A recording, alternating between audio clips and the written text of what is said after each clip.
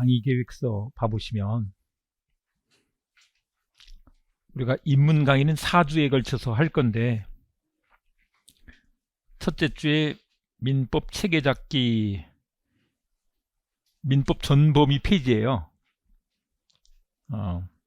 그다음에 둘째 시간에 채권법, 둘째 주에, 셋째 주에 물권법, 넷째 주에 민법 총칙, 이렇게 공부를 할 거예요. 근데 왜 그렇게 되는지는 이게 이해하기 쉽게 만들어둔 책이에요. 이해하기 쉽게 만들어둔 책에 이런 거 한번 생각해 보시면, 우리 어렸을 때 영어 공부할 때 예를 들면 명사편을 공부해요. 명사편 공부하는데 명사만 공부하면 그 영어를 아는 거예요?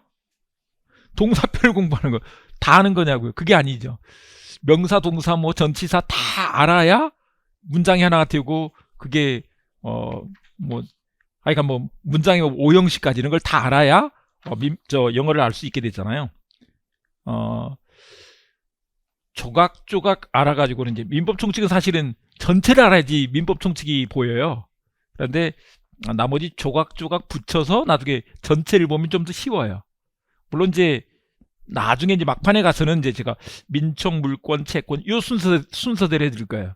근데 아예 입문에서는 제가 다른 방식으로 전체를 보면서 이제 조금 더 어렵게 말하자면 권리 변동이 어떻게 이루어지는지를 가지고 설명을 해드릴 건데, 그런 책으로 해서 다른 강의들과 좀 다르게, 아까 말씀드렸다시피 그동안에 주택관리사 민법 강의가 거의 민법 총칙만 열심히 하고 있더라. 민법 총칙만 열심히 한다고 민법 총칙이 잘 되는 게 아니거든요. 민법 총칙 안에 물권, 채권 얘기가 다 들어가 있어요. 그래서 그런 걸 같이 공부하려면 그 내용을 알고, 그리고 그 내용 아는 김에 민법 총칙 잘하기 위해서 그걸 아는 김에 거기서 시험 문제 나오는 것들만 잘 공부를 하면 그것들도 충분히 맞출 수가 있잖아요. 그런 방식으로 접근할 것이다, 이 말씀 드리고요. 자, 이제 민법 입문 첫 번째 들어갈 거 제가 이렇게 해봤는데, 민법의 의의, 민법이 뭘까 이 말이에요. 일단 민법의 그 민자가 무슨 민자냐면 백성민자예요. 이 민자가 백성민자라고. 그 다음에 법이 이제 아시다시피 법법자고 이렇게 돼 있다, 민법. 근데 아까 말씀드렸다시피 우리 백성이 태어나서 죽을 때까지, 출생해서 사망할 때까지, 길게 써놨죠. 길잖아요. 출생에서부터 사망 시까지 여러 가지 법률관계는 이제 우리가 사실 여러분들도 봐보세요. 앞에 앉은 분, 뒤에 앉은 분끼리 잘 아직 인사는 안 했지만 관계가 있긴 해요. 수업을 같이 듣는 관계인 거죠. 근데 어떤 법률 관계가 맺어지지는 않았어. 뭐 돈 빌리거나 무슨 뭐 이런 거는 아직 없잖아요. 그죠? 인간관계 내지는 생활관계가 맺어져요. 근데 그 생활관계 중에서도 법률관계가 있다고. 근데 다시 말씀드리면, 부모와 자식 간에 법률관계가 있다고요, 없다고요? 아까 있다고 했잖아요. 있다고. 그럼 부부간에는 법률관계가 있을까요, 없을까요? 있어요. 입문 강의니까 재밌게 말씀드려볼게요. 부부간에는 어떤 권리 의무가 있을까요? 어떤 의무가 있을까요? 의무가 더 강해. 민법 책에, 민법 조문에 써놓은 건 이거다. 동거, 같이 살아야 돼. 부양, 그러니까 내가 너를 먹여 살리고 네가 나를 먹여 살리고, 이런 관계여야 돼요. 그리고 협조, 그리고 정조 의무가 있어. 정조 의무는 여자한테만 있는 게 아니고 남자한테도 있는 거예요. 정조 의무는 무슨 말이에요 이게? 바람 피지 말라는 얘기죠. 바람 피지 말아라. 그걸 잘못하면 이혼당해. 예. 그런데 그런 것들이 민법에 다 규정되어 있다니까요. 그게 다 법률관계예요. 예, 법률관계. 그래서 권리의무관계로 나타나는데, 권리의무관계로 나타나는 것만 공부를 하는 거예요. 그런데 이제 살아가면서 재산관계가 문제되는 것들이 있어. 가장 근본적으로 생각을 해보세요. 다시 여러분들이 지금 책을 갖고 있으니까 책, 볼펜, 노트, 가방, 핸드폰, 자동차, 집 다 내 거라니까. 내 거. 소유권을 갖고 있어요. 그 외에 다른 권리들도 있을 수 있는데 그것도 말고 아까 말씀드렸던 가족관계에서 생기는 권리무관계가 있다고. 참고로 그거 좀 더 알아두셔야 되는데 우리가 부모님들한테 부모님이 살아계시면 부모님들도 생활이 안 되는 분들 같은 경우는 자식한테 내 먹을 거 내놔라 하는 부양 청구권이 있어요. 근데 부모님이 부자셔. 그러면 부양 청구권이 있는 건 아니다. 잘 모르는 분들이 되게 많으세요. 무조건 드려야 되는 걸로 생각하는데 그게 아니고 뭐 할 때? 부양의 필요성이 있을 때. 필요성이라는 건 먹고 살 게 없을 때. 건물 하나 갖고 계셔서 계속 월세 받고 계세요. 그러면 부양 청구권 이런 거 없다고. 부모님한테. 그리고 부양의 여력이 있어야 돼. 일단 뭐요? 지들 먹고 살 것도 없는데 무슨 부양을 해. 먹고 살 수 있을 때. 그리고 이제 남는 거로 부양을 하는 거예요. 그런 것들도 다 뭐라고요? 가족관계로서 권리무관계에 있다고. 부모 자식 간에 다 있다. 그런데 살면서 이제 우리 매매, 임대차, 도급, 위임 이런 거 한번 생각해 보자고요. 여러분 매매 언제 하셨어요? 매매 언제? 그렇게 큰 것만 생각하니까 얼른 안 보이는 거야. 오늘 편의점 가서 뭐 샀죠? 그것도 매매. 돈 주고 산 건 다 매매예요. 시장 보는 것도 다 매매. 돈 주고 샀죠? 볼펜 산 것도 매매. 집 사는 것도 매매. 다 매매예요. 임대차. 뭐 임대차 하셨어요? 또 여러분들이 주택임대차, 상가임대차 이런 것만 생각하셔. 근데 우리 서울에 따릉이 있죠? 렌트비를 내면 다 임대차예요. 우리 여름에 만약에 펜션 빌려서 놀러 갔어. 그것도 임대차예요. 아니면 뭐 여행 가서 호텔에 투숙을 해요. 그것도 다 임대차예요. 우리 뭐 운임을 주죠. 운임이 뭐예요? 운반한 싹쓸 운임이라고 하잖아요. 임대차는 렌트비. 빌리는 걸 차라 그래. 차. 대는 빌려주는 거고 차는 빌리는 거예요. 빌린 싹 그걸 차임이라고 불러요. 렌트비를 주면 다 임대차라고. 아셨죠? 그러니까 따릉이 빌리는 것도 임대차. 그 다음에 자동차 렌트, 자동차도 렌트 할 수 있잖아요. 임대차. 주택도 임대차 할 수 있는 것이고. 도급은 뭘까요? 도급은 많이 들어보긴 했는데 도급 많이 있어요. 내가 만약에 어떤 집을 지으려고 해요. 저기 전원주택을 하나 지으려고 해. 그래서 사장님한테 일을 맡겼죠. 그러면 사장님은 그 설계도대로 어떤 자재를 써서 집을 지어줘야지 되죠. 그리고 나한테 돈을 받을 거예요. 그런 걸 다 도급이라고 한다. 이 일을 완전히 통째로 맡기는 거야. 그래서 도급은 그 일을 완성해야 돼. 우리 노가다 하는 것들도 도급이죠. 노가다 그러니까 좀 그런데. 이거 너 일 다 하면 돈 얼마 줄게. 그 일 다 하는 거에 대해서 돈 주는 게 도급이에요. 조금 비싼 거 얘기해 볼까요? 요즘에 우리나라가 그 선박회사들한테 조선소가 그렇게 수주를 많이 한다면서 1등이라며요. 근데 어떤 회사에서 우리 이런 선박 좀 지어주세요 라고 일을 맡기잖아요. 이렇게 뭐 유조선을 지을 건데 그러면 그대로 지어서 만들어서 주는 거죠. 그러니까 그 조선소가 일을 맡아서 하는 거예요. 일을 맡은 사람을 수급인, 받을 숫자를 써서 일을 맡긴 사람을 도급인 이렇게 말해요. 그런 것들이 다 도급이다. 그러니까 도급은 노가다도 도급이고 그런 선박을 만드는 것들도 도급이다. 예. 어떤 거요? 그런 것들도 도급이 될 수가 있죠. 우리 예를 들면 자동차 고장 났죠. 그럼 갖다 맡기잖아요. 거기서 수리비를 받으려면 어떻게 해야 돼요? 고쳐줘야지. 간혹 좀 실력 떨어지는 그런 회사들, 그런 그 카센터는 가다가 두 손 들 수도 있죠. 근데 돈 내놓으러 가면 돼, 안 돼? 안 돼. 일을 끝내줘야 받을 수 있는 게 도급이에요. 일을 끝내야지 받을 수 있는 게 도급이라고. 못 끝내면 안 돼. 예. 위임은 어떤 게 있을까요? 위임은? 우리 병원 가면 나 아파 죽겠는데 요거 좀 낫게 좀 해주세요. 근데 병원에 가면 다 낫게 해줘요? 그런 건 아니죠. 감기로 코로나로 병원 갔지만 그냥 이렇게 해주는 거야. 최선을 다해서 일해주면 그걸로 끝이야. 그게 위임이에요. 소송을 맡겼어, 변호사한테. 꼭 이긴다는 보장이 있나요? 그런 건 아니죠. 일을 최선을 다해서 해줬어. 근데 결과는 몰라. 그런 게 위임이에요. 도급은 결과를 내야 돼. 위임은 결과가 어떻게 될지는 몰라. 그렇지만 최선을 다해서 일해주는 거야. 주로 사자들한테 일을 맡기는 게 위임이에요. 변호사, 노무사, 법무사 이런 것들은 그렇게 어려운 건 없지만 그런 것들이 위임이다.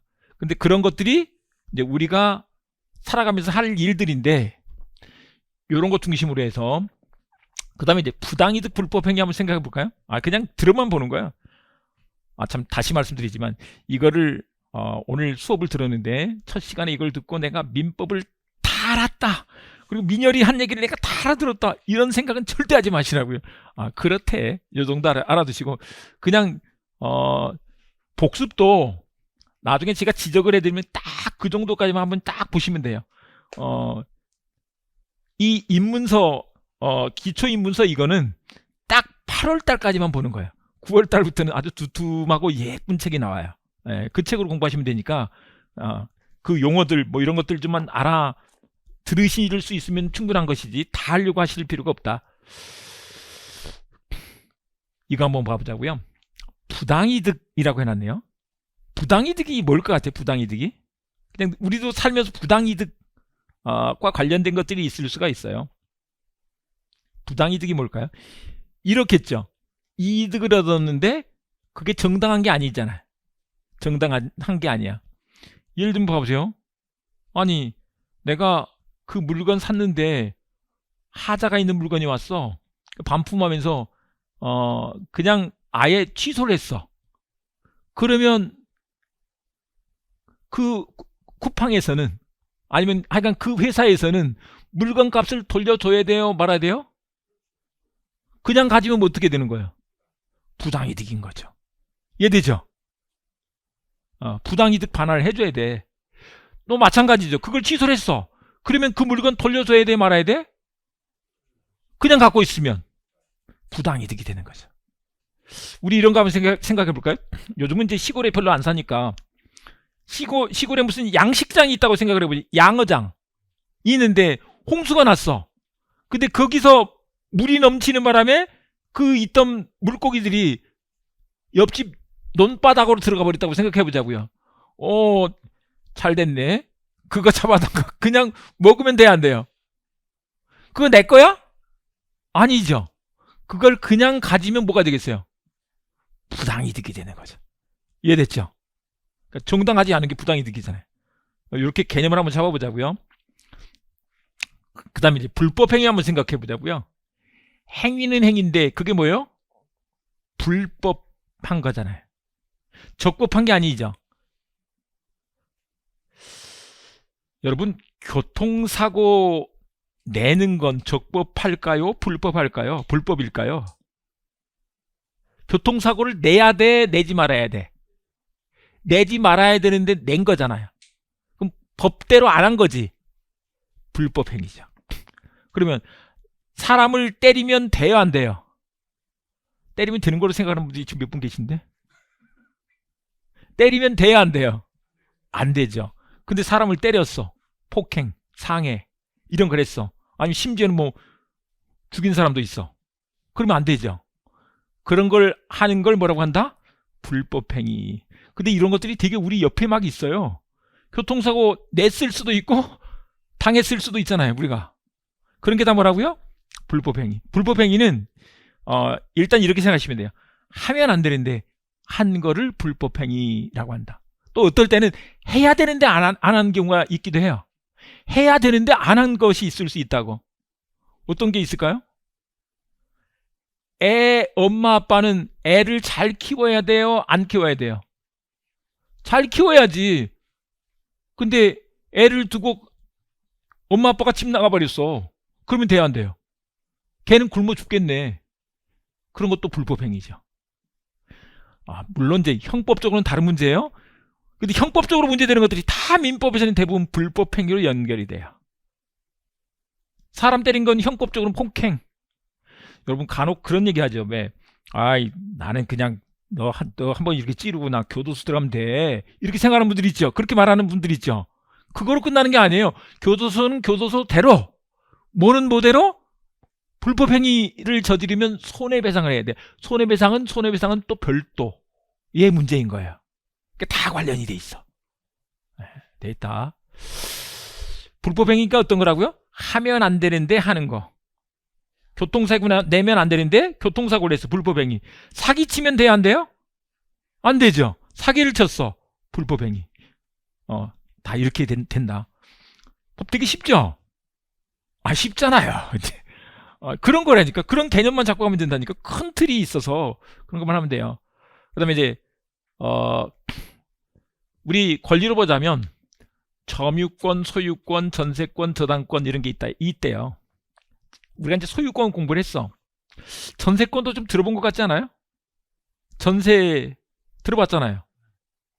근데 우리가 알고 있는 전세는 등기 안 돼 있는 건데 그런 걸 채권적 전세라 그래요.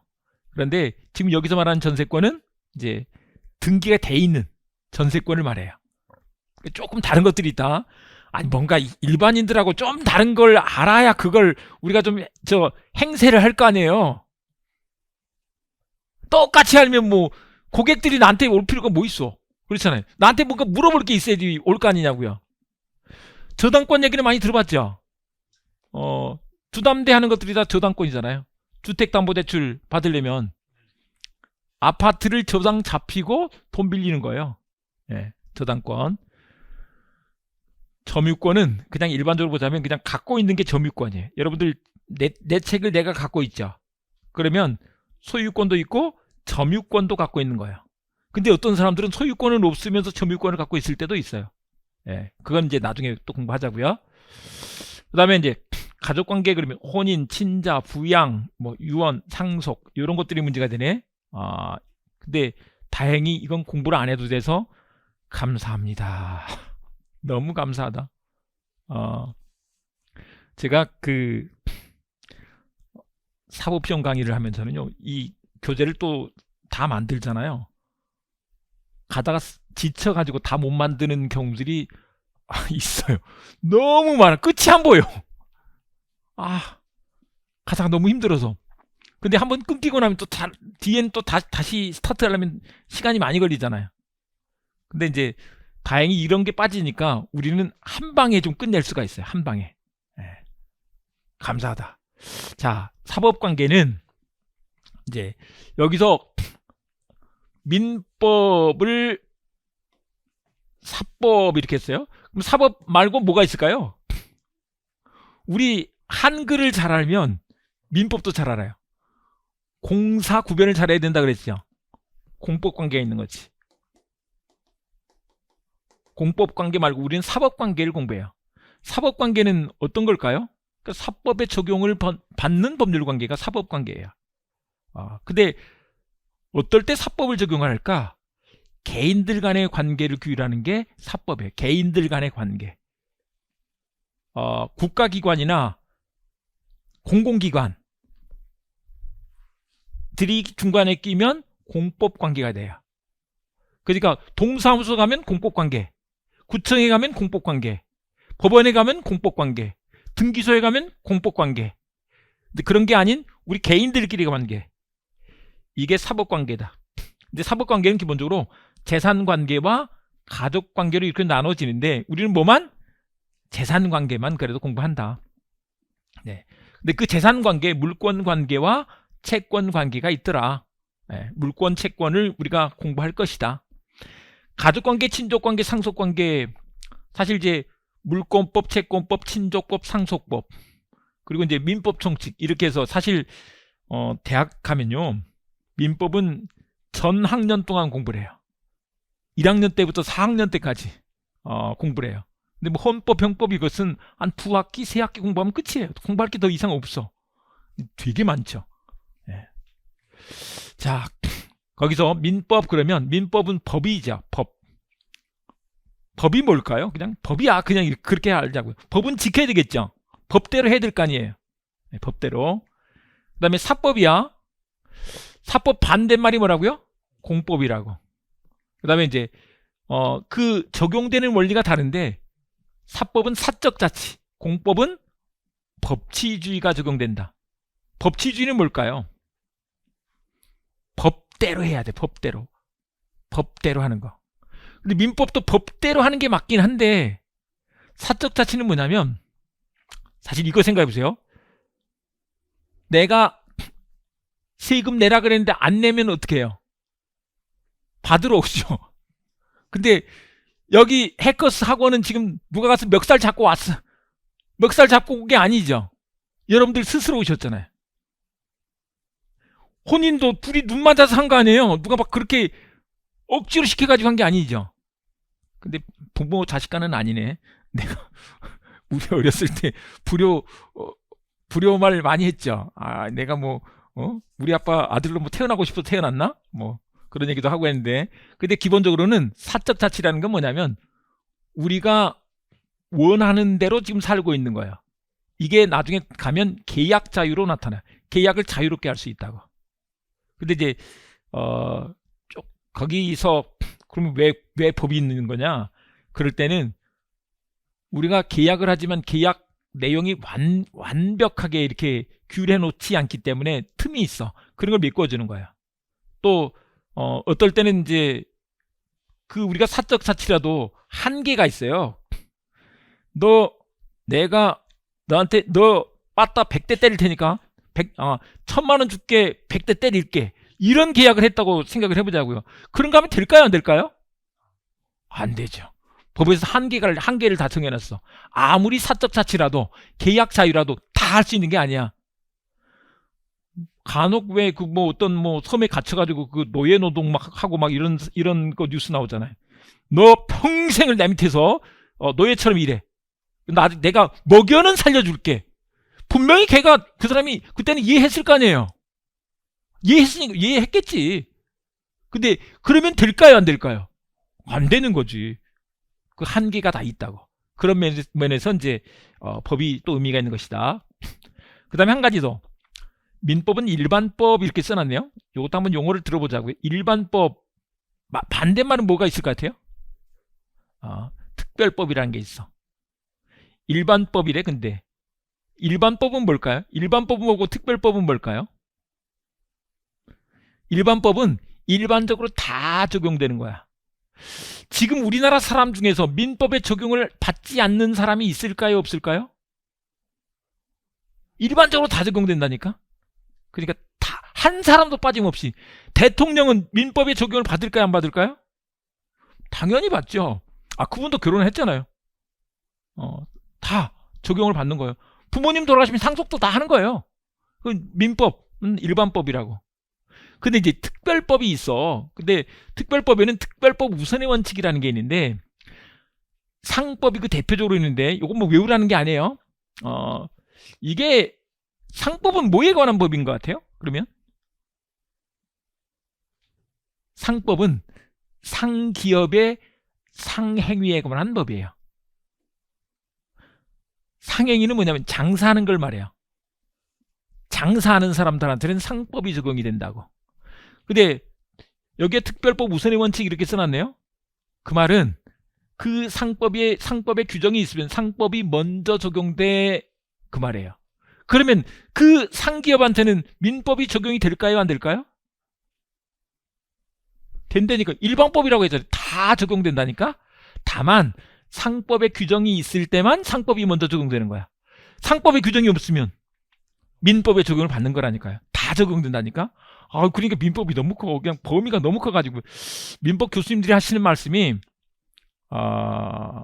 예, 저도 이제 존경하고 저희가 모시는 교수님이 계신데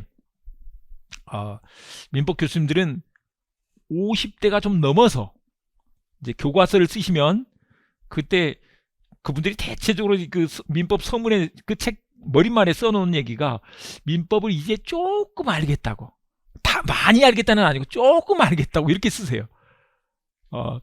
이렇게 막 넓으니까 그걸 완전히 내 거로 완전히 좀 민법이 뭐다 이걸 좀 아는 정도가 되려면 그만큼 시간이 걸린다는 거죠. 근데 이제 작은 과목들 이렇게 특별법이라든지 이런 과목들은 그분들 말씀이 그래요. 약간 질투심이 이제 섞인 말이기도 한데 논문 몇 편 쓰고 자기가 전문가 행세를 한대요. 근데 민법에서는 그게 안 돼. 예, 그만큼 양이 방대하고 많기 때문에 다 적용된다니까요. 그래서 그렇다. 자, 특별법 우선의 원칙이란 뜻을 봤습니다.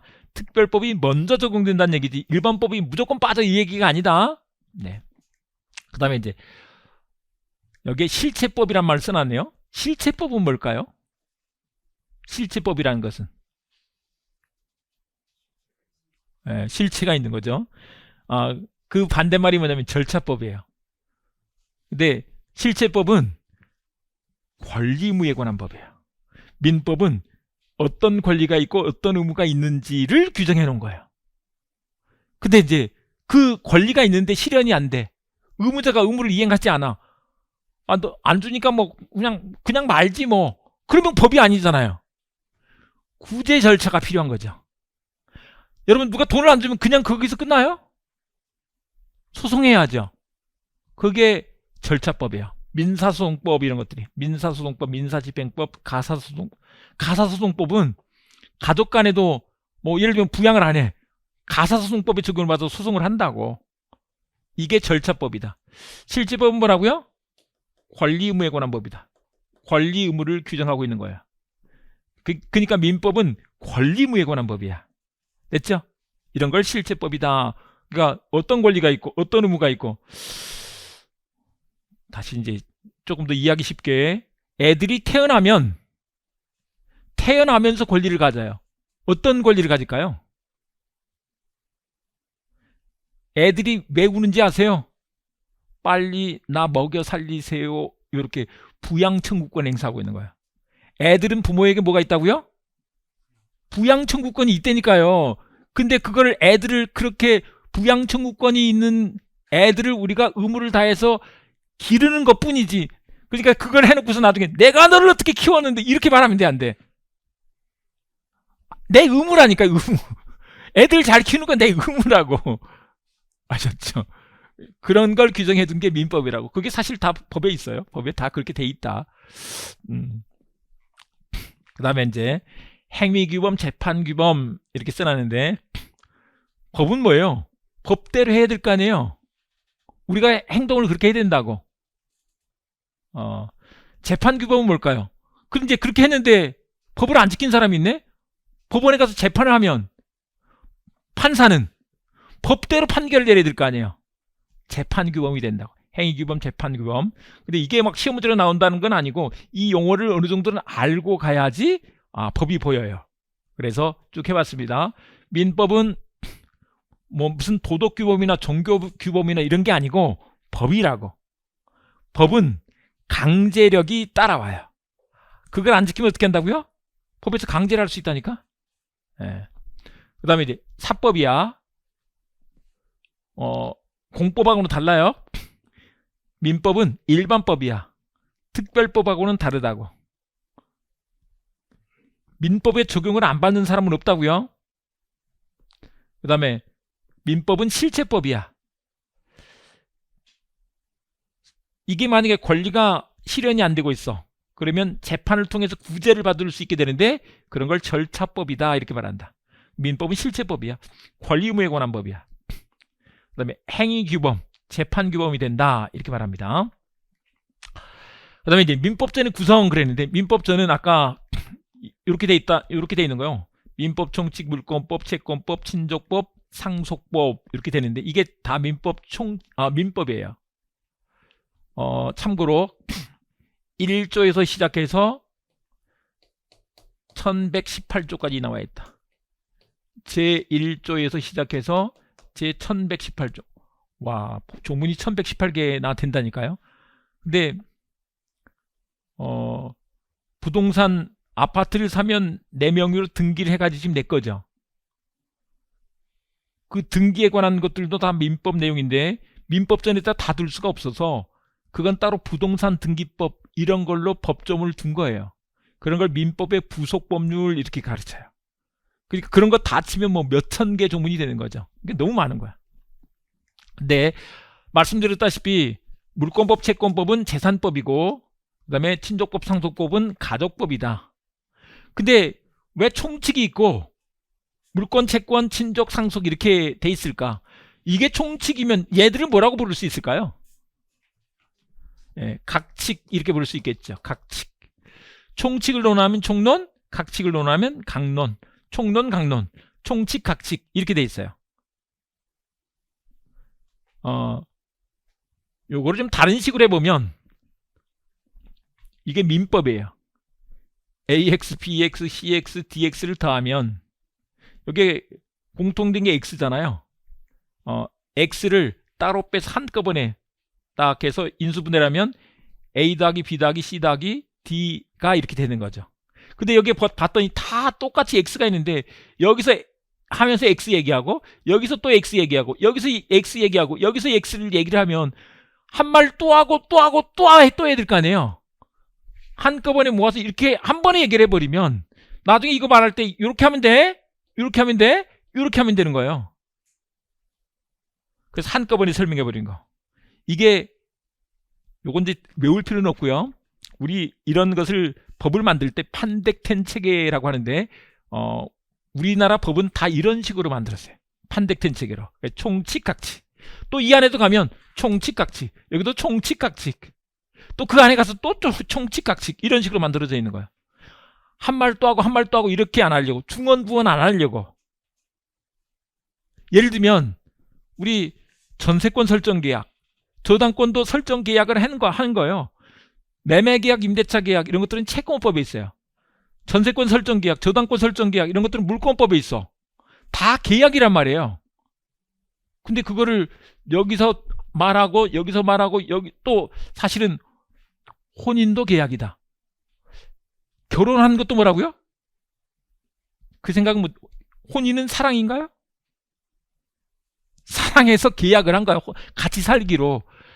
계약이 뭐냐면 합의하는 게 다 계약이에요. 합의가 뭐라고요? 약속하는 게 계약이라고. 예, 됐죠. 혼인도 둘이 평생 살기로 합의한 거잖아요.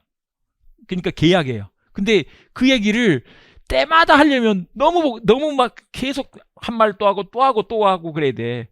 그래서 한꺼번에 설명하면 이게 이제 총칙이죠. 요걸 다시 쓰자면 민법은 이렇게 돼 있는 거지.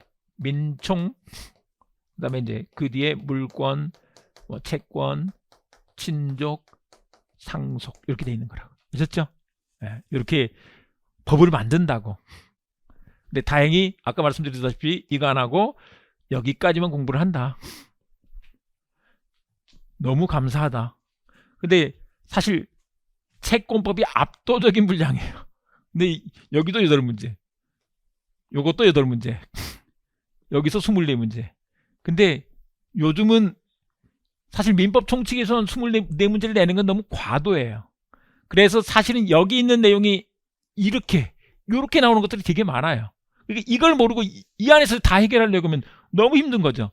그러니까 오히려 중요한 것들 여기서 공부하고 여기서 정리하면 쉬워진다는 거예요. 예. 그래서 이제 그런 방식으로 갈 것이다. 요걸 말씀드리고요. 그 다음에 이제 민법의 법원이라고 했는데 아까 예를 들면 매매 계약을 맺었는데 봐보자고요. 파는 사람이 매도인이에요. 파는 사람이 뭐라고요? 매도인. 그러니까 가게 주인이 매도인. 그 다음에 사는 사람이 매수인. 뭐 아파트로 생각해 보자고요. 매매 계약을 맺었어. 그러면 이제 이 매매 계약 맺은 대로 잘 둘이 만족했으면 법이 뭔지 생각지도 않고 끝났을 거예요. 법이 뭔지도 모르고 그냥 끝나는 거야. 근데 그게 잘 안 돼. 그러면 어떻게 한다고요? 뭐 갑이 불만이 있거나 을이 불만이 있으면 그 문제를 가지고 잘 얘기를 해보고 안 되면 어디로 간다고요? 법원으로 가라고요. 그러니까 여러분들 법원에 가는 것을 너무 두려워하지 마시라고요. 왜냐하면 법원이 우리를 위해서 만들어져 있는 기관인 거야 지금. 법원의 힘을 빌리면 돼. 예. 옆집하고도 막 맨날 싸우지 말고요. 법원으로 가시라고. 법원으로 가서 왜 그걸 저 막 망치를 들고 가서 막 그 현관문을 두드리고 그러냐고. 그럴 필요 없다니까. 어디로 가라고? 법원으로 가라고. 아셨죠? 예. 근데 이제 제가 그 학생들한테도 많이 한 얘기로 하여간 법을 공부를 해보면 몸을 쓰면 안 돼. 몸을 쓰면 안 되고 머리를 쓰고 나라 힘을 빌려야 된다고.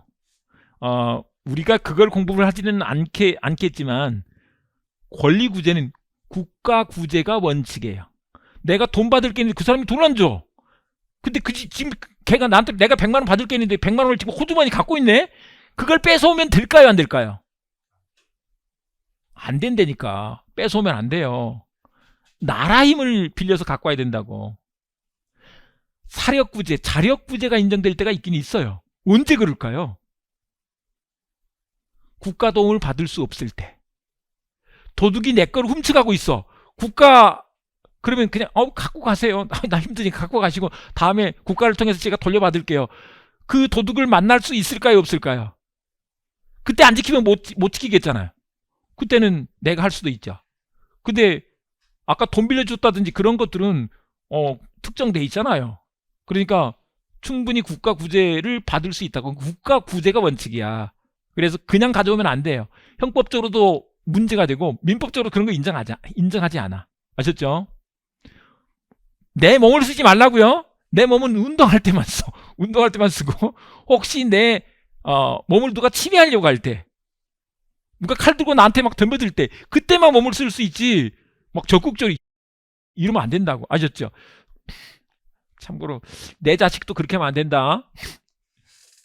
내 자식도 옛날에는 보니까 막 옛날 판례 중에 형법 판례 중에 저는 사실 형법이 더 재밌었는데 공부하는 게 형법이 재밌어서 재밌는 게 아니고요. 형법이 되게 더 논리적이에요. 민법보다. 근데 그걸 체계를 잡는 게 되게 어려워요. 그 체계 잡는 게 즐겁더라고. 나중에 봐보니까 어떤 분이 이렇게 쓰고 어떤 분은 저렇게 쓰는데 왜 그렇게 쓸까? 그걸 이제 찾아내는데 좀 어려움이 있어가지고 그걸 이제 내 거로 만드는데 좀 시간이 걸리니까 재밌더라고요. 근데 어쨌거나 그런데 그 판례들 봐보면 옛날에 막 애를 혼내가지고 닭장에 가둬놓고 막 이런 판례 사건들이 있어요. 옛날에 요즘은 뭐 이제 막 집을 쫓아낸다든지 뭐 이런 것들이 있겠지만 그렇게 하면 될까 안 될까? 말도 안 되지. 아무리 친권이 있고 그렇지만 그런 거 안 된다고. 친권은 뭐 하는 거라고요? 애를 잘 키우는 권리지. 애를 내가 성질 난다고 막 조패고 징계할 수도 있어요. 징계할 수도 있지만 그 징계를 그런 식으로 하면 안 된다고. 참고로 옛날에는 법조문에 915조에 아예 징계권이란 법조문이 있었는데 그거를 사람들이 오해를 해서 적극적으로 애를 징계할 수 있다고 생각해서 아예 법조문에 삭제해버렸어. 징계를 하지 말라는 얘기가 아니고 징계는 그냥 혼내는 거잖아요. 혼내는 것도 한계가 있어야 될 거 아니야. 그 한계를 넘어가면 안 된다고. 자식 간의 관계도 다 그런 게 있네. 그게 다 민법에 있다고요? 근데 이제 그게 안 되면 법원으로 갈 건데 법원에서는 그러면 어떤 걸 근거로 판결을 내려줄 거냐 이 말이에요. 아까 말씀드렸죠. 뭘 찾아보라고? 민법 조문을 찾아보라고. 근데 민법 조문을 어디가 찾지? 그게 법원이에요. 이 법원은 법법자를 쓰고 이렇게 원자를 이렇게 쓰는데 이 원자가 무슨 원자지 이게? 삼수변이 붙어 있고 원자가 붙어 있는 거야. 저게 근원 원자, 셈 원자예요. 법을 어디 가서 보면 아는 거야? 요거예요. 그래서 법원 그러는데 그 법원에 법률이 있어요. 그러니까 민법전을 찾아보는 거죠. 근데 참고로 한 가지 더. 우리가 말하는 민법이란 것은 이제 인문책에는 민법 조문 말고 다른 건 안 써놨어요. 그렇지만 나중에 민법 기본서에 가면 민법 정문 말고도 다른 법들이 막 민법책에 들어와 있어요. 근데 그 책에 써져 있는 민법 여러 다른 법들 또 민법책에 나올 때는 다 뭐라고 부르느냐? 민법이라고 불러요. 그러니까 더 넓어지겠네. 예. 민법책에 나오면 다 뭐라고요? 민법이다 이렇게 생각하시면 된다. 그러니까 여기서 어쨌거나 이제 그 법률을 찾아보는 거예요. 근데 법에 봤더니 규정이 없어. 그러면 야 법이 없으니까 너희들 집에 가 이렇게 하면 되느냐? 안 된다는 거. 절대 그냥 보내면 안 돼. 다음엔 관습법을 찾아보는 거예요. 관습법으로 뭐가 있을까 찾아보는 거예요. 근데 관습법에도 없어. 그러면 너희들 집에 가. 그러면 되느냐? 안 된다는 거예요.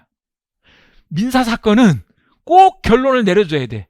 그게 분쟁이 있으면, 참고로 분쟁이 없으면 그건 재판 대상이 안 돼. 참고로 여러분, 세종대왕이 위대할까요? 이순신 장군이 위대할까요? 누가 더 위대해요? 별로 생각 안 해보던 거라서 잘 생각이 안 나죠. 제가 사실 역사에 관심이 많아서 여러 역사적인 인물들 이제 조금 더 이해를 했어요. 우리가 국사책에서 열심히 공부했던 그 위대한 인물들이 있죠. 뭐 이순신 장군도 그렇고 세종대왕도 그렇고 또 옛날에 얼마 전에 드라마도 있었던 뭐 강감찬 장군도 그렇고 고려 시대로 가면 또 을지문덕 장군도 그렇고 그분들이 없었으면 우리나라가 없었겠더라고요. 그분들이 위대한 분들이더라고. 진짜로 그렇더라고요. 그래서 이제 그런 인물들에 대해서는 애들한테도 좀 따로 공부를 좀 시켜줘야 되는, 좀 더 집중적으로 공부를 시켜줘야 되는 게 아닌가? 이런 생각을 했고, 그래서 시험 문제로 그걸 내는구나 하는 걸 알겠더라고요. 어쨌거나 그런데, 근데 그러면 다시 세종대왕이 더 위대한 분이에요? 이순신 장군이 위대한 거예요? 그런 건 재판으로 안 받아죠. 법적 분쟁의 문제가 아니라고. 그 역사적인 평가의 문제인 거지. 그런 건 아니다. 기본적으로 이렇게 생각하시면 돈이 걸려 있어야 돼. 돈이 걸려 있어야 분쟁이 되는 거야. 아셨죠? 그런 것만 받아준다. 근데 봤더니 법에 규정이 없어. 그렇다고 집에 가! 그러면 안 된다. 그래서 법률을 찾아보고 법률에 규정이 있으면 법률대로 해요. 근데 법률에 규정이 없어. 그러면 관습법을 찾아봐. 근데 관습법에도 없어. 그럼 어떡하지?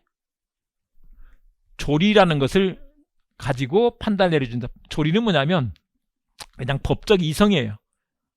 우리 이제 봐보면 이건 이렇게 하는 게 맞는데, 소위 말하는 커먼센스, 상식적인 게 있죠. 그것에 따라서 판결을 내려주는 거예요. 그래서 이제 판결을 이렇게 쫙 내려주는 거죠. 그래서 판결을 내릴 때 법의 존재 형식 이렇게 표현하는데, 그런 건 뭐 외우지 않아도 되고요. 법을 어디서 인식하지? 법이 어디 있지? 이걸 찾아보는 게 법원이다. 그래서 이렇게 법원이라는 문제가 있다. 법률용어가 그랬는데, 민법의 존재 형식 내지 법을 인식하는 근거가 되는 자료를 법원이다 이렇게 말한다. 이 원자가 세문자가 된다. 근데 우리나라는 법률을 맨 먼저 찾아봐. 성문법주의라고 한다. 참고로 영미법에는 다 법의 규정이 있는 게 아니에요. 혹시 옛날에 하버드 대학의 공부벌레들 해서 그 하버드 대학의 로스쿨 학생들이 공부하는 그런 드라마가 있었어. 드라마가 있는데, 그 사람들은 뭘 공부를 하느냐면 케이스 공부를 하는 거야. 근데 거기는 뭐냐면 어떤 사건에서 전에 대법원에서 이렇게 판결을 내렸어. 그러면 그게 법인 거야. 그리고 꼭 필요한 거 몇 가지만 법에다 규정을 하는 거야. 근데 독일이나 프랑스 같은 우리나라를 이제 그 법들을 이렇게 따온 건데, 개수했다는 표현을 씁니다만은 그 법을 한마디로 카피를 한 거예요. 그 법들은 법을 일단 잘 만들어. 그래서 문제될 만한 것들을 쫙 만들어주는 거죠. 근데 문제될 만한 것들이 사실 우리나라 법만 있는 게 아니고, 아까 독일법 얘기했잖아요. 독일법은 그냥 하늘에 쑥 떨어졌겠어요? 2000년 전부터 뭐 로마법 이런 시대 때부터 쭉 역사적으로 이런 게 이렇게 처리해야 돼. 이런 게 다 있었던 거예요. 그걸 이제 집대성해서 법이 만들어진 거죠. 그래서 어느 정도 완결성 있게 법이 만들어져 있어요. 물론 거기도 이제 틈이 있죠. 그런 것들은 관습법, 조리로 이렇게 메꿔 간다 이 말이에요. 됐죠? 이게 민법의 법원이고 이걸 쭉 공부하는 것이다.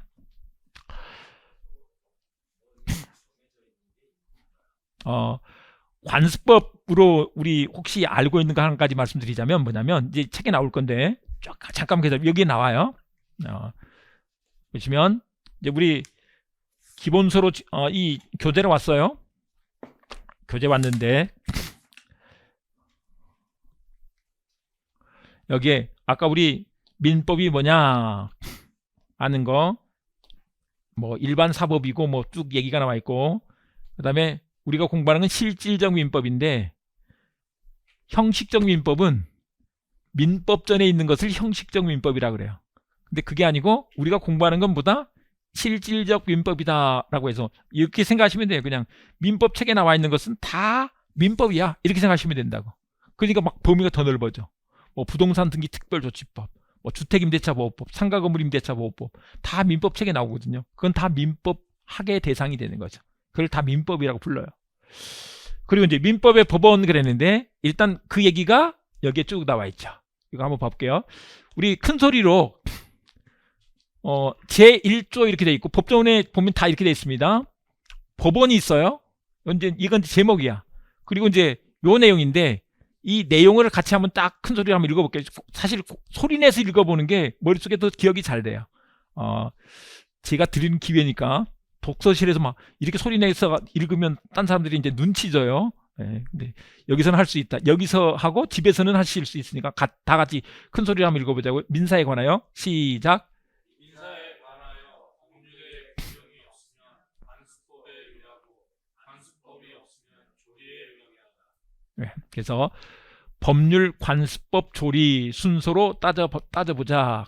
아까 요렇게 하면 법관조가 돼요. 법관조 순서대로 됐죠?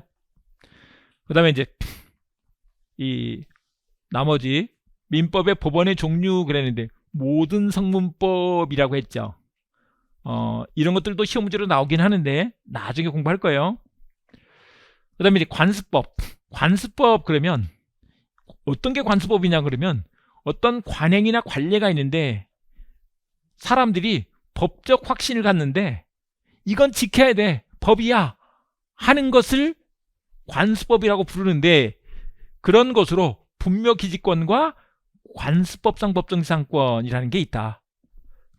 또 명인방법이라는 게 있는데 여기다 써놨습니다. 뭔지는 써놨는데 우리가 이제 알기 쉬운 건 뭐냐면 분묘기지권이라는 게 있어요. 나중에도 이건 이제 알기는 알아야 되지만 그냥 여기서는 관습법이 뭔지 하는 측면에서만 좀 알아보자고요. 분묘기지권은 뭐냐면 우리 조상의 묘가 내 땅 말고 우리 선산 말고 남의 땅에 있는 경우들이 있어요. 우리 어렸을 때 성묘를 많이 다녔잖아요. 요즘은 잘 안 가는 추세이긴 한데 성묘 다니는데 그 묘가 내 땅, 우리 선산에 있지 않는 경우, 그러면 남의 땅에 조상의 묘가 있으면 될까요 안 될까요? 원래 원칙대로 하자면 말도 안 되잖아요. 그런데 옛날부터 그렇게 쭉 있었어. 근데 그 땅 주인이 야 여기 묘 이렇게 있으면 안 돼요, 이장하세요 라고 하면 될까요 안 될까요? 그게 또 안 되는 거야. 분묘기지권이란 권리가 있기 때문에 그래요. 근데 그거는 법조문에 있는 게 아니야. 관습법으로 그게 인정이 되고 있는 거예요. 관습법으로 실제로 있다. 그거 이해되죠? 법조문에 아예 없는데 그런 권리가 있다고, 그러니까 그런 거죠. 관행으로 그렇게 인정이 돼 왔던 거라고. 관행으로 옛날부터 그런 거죠. 그게 분묘기지권이다. 근데 분묘기지권 그랬는데 느낌이 확 안 올 수 있는데 그 기지란 말이 뭔지 한번 생각해 보자고요. 기지란 말. 근데 이것도 다 필요 없어 이거. 어떻게 외워? 근데 이렇게 생각하시면 돼요. 우리 미군 기지 있죠. 미군 기지가 저기 뭐 평택 가면 있잖아요. 근데 그 미군 기지가 있는 그 땅이 미국 땅이에요, 우리 땅이에요? 우리나라 땅이죠. 근데 미군들한테 빌려줬죠. 뭐 하라고? 그 땅 쓰라고. 뭐 숙소도 짓고, 뭐 무기고도 짓고, 경납고도 짓고, 뭐 비행장도 뭐 이렇게 만들어서 갖고 있으라고 빌려준 거잖아요. 그걸 인정해 주니까 미군들한테 그걸 쓸 수 있는 권리가 생긴 거잖아요. 그런 것처럼 남의 땅인데 우리 할아버지 묘가 대표적으로 옛날부터 있었어. 그러면 그 뭐 증조 할아버지, 고조 할아버지 이런 분들 그 묘를 계속 다니면서 벌초도 하고, 분묘 수호죠. 그리고 성묘도 다니고, 이게 성묘예요. 성묘 다닐 수 있는 권리를 인정해 주는 거. 이런 것을 분묘기지권이다 이렇게 말한다. 근데 이게 법조문에 없어. 그렇지만 관습법에 의해서 그렇게 인정된다는 거예요. 관습법상 법정상권 이런 것은 나중에 따로 공부를 할 거예요. 관습법에 의해서 이런 게 인정돼. 그 다음에 명인방법이라는 게 있는데, 이게 뭐냐면 우리 부동산 아파트를 사서 지금 내 거로 갖고 있는데 그게 뭐로 돼 있어요? 등기가 돼 있죠. 등기가 돼 있으면 어떻게 해야 되는 거예요? 등기가 돼 있으면 이 집은 누구 거고 전 국민이 다 알 수 있어요. 검색만 해보면 대법원에 들어가가지고 우리 그 등기소 그런 것들 다 볼 수 있게 해놨어요. 다 알 수 있어요. 공시라는 것은 공적으로 보여주는 거야. 다 알 수 있게 해놨어. 그 부동산의 공시 방법이 등기라는 거야. 참고로 결혼한 사람들은 혼인신고를 해놨죠. 혼인신고 해주는 의미가 뭐냐면 등기랑 비슷한 거야. 이 사람 임자 있어요 하는 걸 알려주는 거잖아요. 민법책에 나오는 얘기예요. 혼인신고도 같은 기능을 한다고. 그런 기능. 부동산은 등기로. 그런데 명인방법이라는 공시방법은 뭐냐면 수목의 집단이나 미분리 과실 같은 것들. 나무는 어떻게 되느냐면 그 땅의 일부로 보기 때문에 땅 주인이 소유권을 갖고 있는 거야. 그런데 나무를 따로 이렇게 명인을 이렇게 생각하시면 돼요. 명백하게 인식할 수 있는 방법. 그래서 여러 가지 표식을 다는 거예요. 표식을 달아서 이 나무는 누구 거 이렇게 써놓으면 간판을 세운다든지 아니면 페인트 칠을 한다든지 하는 방식으로 소유권을 따로 나타낼 수가 있어. 저도 이 민법 공부하기 전에 이런 게 있는 줄 몰랐어요. 저도 시골 출신이긴 하지만 몰랐다고. 근데 나중에 이제 이걸 공부하고 나니까 그게 그런 거네 알게 된 거죠. 아셨죠? 그런 것들이 관습법에 의해서도 인정된다. 그 다음에 조리는 그냥 조리야. 그냥 그렇게 알아두시면 돼요. 뭐 이런 거 뭐 사물의 본질적 법칙 또는 사물의 도리 이런 거 밑줄 안 그어놨잖아요. 외울 필요 없어. 그냥 이성적으로 이게 맞아. 이렇게 되는 게 조리다라는 것인 거죠. 그래서 이런 식으로 우리가 이제 법률 관계가 있을 때 나중에 문제가 되면 법전을 찾아보는데 그 법이 뭔지를 찾아볼 때 이렇게 법률관습법 조리 이런 순으로 간다 이 말이에요. 근데 한 가지 더 여기서 한 가지 보고 갈 건데 법조문을 쓸 때 1조 이렇게 하는데 그 앞에다 제자를 붙였네요. 제자를 붙이는 게 뭘까? 아까 얘기했죠. 우리 민법은 지금 현재 1조에서부터 1118조까지 만들어져 있다고요. 물론 부칙도 있고 그런데 그냥 1조, 100조, 1000조 이렇게 되면 조문이 1000개 있다 이런 뜻이에요. 조문이 1000개가 있는 게 1000조야. 근데 제자는 순서를 말한다고. 제1조는 1번째, 그러니까 첫 번째 조문이 제1조죠. 두 번째는 제2조. 아셨죠? 제자는 순서의 뜻이다. 순서인데 이제 나중에 바쁠 때는 제자 빼버리고 1조, 2조 이렇게 읽어도 제자를 빼고 말하고 있구나 이렇게 알 수 있어요. 아셨죠? 네, 그렇게 용어 한번 알려드리고 가면 될 것 같아요. 궁금하신 것들은 이제 여러분들이 그냥 요런 제가 밑줄 그어놓은 부분들만 한번 용어를 쫙 한번 보고 지나가시면 되고 복습은 입문 강의 때는 그냥 동영상 다시 한번 보고 오시는 정도면 충분해요. 이걸 다 내 거로 알려고 하시면 안 되고 근데 들어보니까 되게 재밌잖아요. 내가 지금 우리 애를 사랑으로 키우고 있지만 뭘 다 하고 있는 거라고요? 법적 의무를 다 하고 있다. 그러니까 유세 부리면 안 된다고요? 애 키우는 걸 유세 부리면 안 된다고? 네. 나중에 부모님 없어서 내가 모실 때 그것도 아 내가 이제 그렇게 유세 부리면 안 돼. 네, 의무를 다하는 것이다. 네, 쉬었다가 다음 시간에 또 계속 진도 나가겠습니다.